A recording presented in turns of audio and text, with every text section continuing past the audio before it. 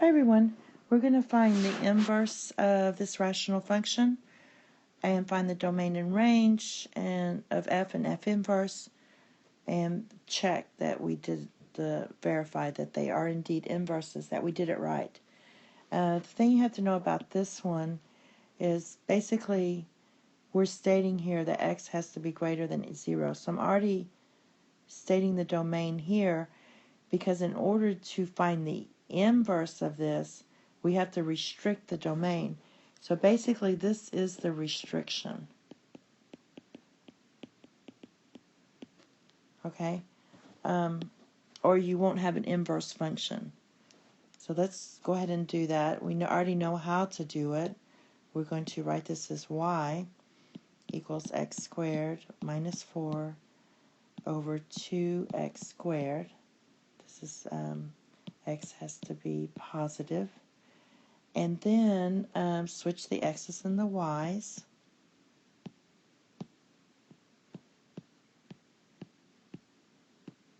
That's the inverse. In this case, y must be positive.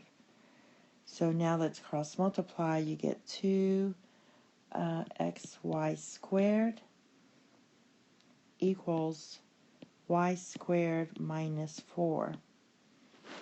And this is where, and we'll talk about this in a minute, x has to be less than 1/2. Now, we'll talk about that in a minute. So let's just go ahead and solve for this.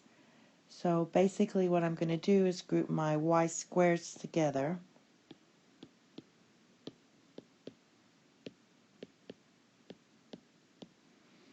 Alright, and then I'm going to pull out my y squared. And I'm going to get 2x minus 1 equals negative 4. Now what I can do to get rid of this negative 4 is distribute or rewrite this, put the negatives, like I'm going to multiply this piece in here by negative and this piece by negative. And I just want to keep it positive because we have to inverse it. So it's going to be y squared times 1 minus 2x equals positive 4. So you take negative of 2x minus 1, that equals negative 2x plus 1, and I'm rewriting it. It just makes it easier later. Now we're going to solve for y, so we have y squared equals 4, and we're dividing by the 1 minus 2x, and then we're going to square root both sides, and remember that we want it to be positive, so we're going to get y equals the square root of 4. We don't want the minus. We only want the positive, or it's not going to be a function. That's why they gave you this. So it'll be 4 over 1 minus 2x. Now, as you can see, this is your f inverse. And as you can see, whoops, why did I do that? All right, 1 minus 2x. When you look at this, you can't divide by 0. So, and we have the square root. So basically, x has to be less than 1/2.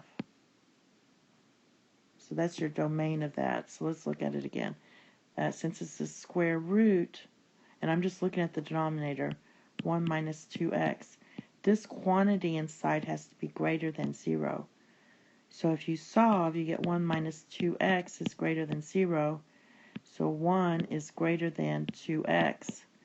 And if you divide both sides by 2, you get 1/2 is greater than x, or x is less than 1/2. Whoops, sorry.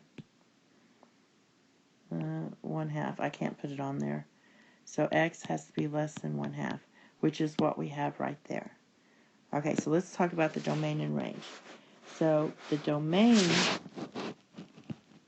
of f equals the range of f inverse. So basically the domain of f is all real numbers, but x has to be greater than 0. Or you can write it as 0, infinity on the interval notation. And for the range, therefore, that's all real numbers, but y must be greater than 0. And you can write it this way as well. Now the range of f equals the domain of f inverse. Well, we already know the domain of f inverse is all real numbers, but x has to be less than 1/2. Or you can write it as negative infinity to 1/2. And therefore our range is the same thing for f, but it's with y. Y is all real numbers, but y must be less than 1/2. Or you can write it like this. Okay. Now we have to, and by the way, we're gonna graph these in the next set of videos, so you can better get an idea about domain and range on this. So now we're gonna verify f with f inverse of x. So basically, we're gonna do f, and my inverse happens to be 2 over. Well, before we had what? Let's just write it. I didn't clean it up before. We had square root of 4 over 1 minus 2x, which if you take the square root of 4, that's going to be f of 2 over square root of 1 minus 2x. Okay? So I'm going to write down f.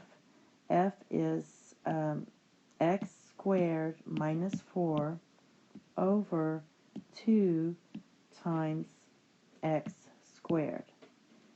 And I'm going to input my inner function, which is 2 over square root of 1 minus 2x, 2 over square root of 1 minus 2x. Now, cleaning this up, we're going to get, let's see, for this one, let's do this. We're going to get 4 over 1 minus 2x, because you square both pieces, and then you have minus 4. I'll put that in fraction form. And then here you have 2 times 4 over 1 minus 2x. Again, you're squaring the numerator and the denominator, and that's what you get. And if you want, you can go ahead and, let's go ahead and clear the fractions here by multiplying by 1 minus 2x. So basically you're going to get this cancels. So you get 4 minus 4 times 1 minus 2x. If you want, this cancels. So down here in the denominator, you're just going to get 8. So let me see what happens here. You're going to get 4 minus 4 plus 8x over 8. And that cancels, so you get 8x over 8, which just equals x. All right, let's go the other way. And we're going to compose f inverse with f of x. So we have f inverse, and my f of x happens to be x squared minus 4 over 2x squared. So I'm going to write my f inverse is 2 over square root of 1 minus 2x.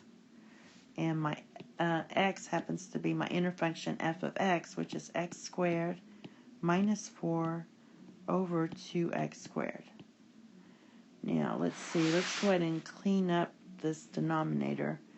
So that's going to be 2 over square root of 1 minus, these 2's will cancel.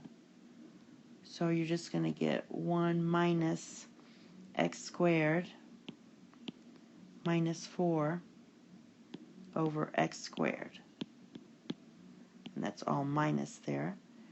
And if you want to simplify this further, this in here, I'm going to write this as 2 over square root of 1 minus x squared over x squared minus 4 over what?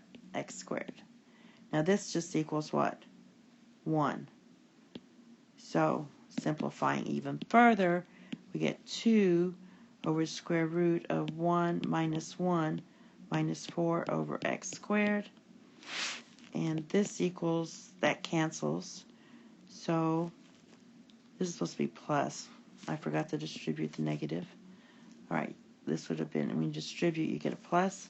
So we get 2 over, and I'm going to go ahead and, this is going to be square root of 4, this part, over square root of x squared.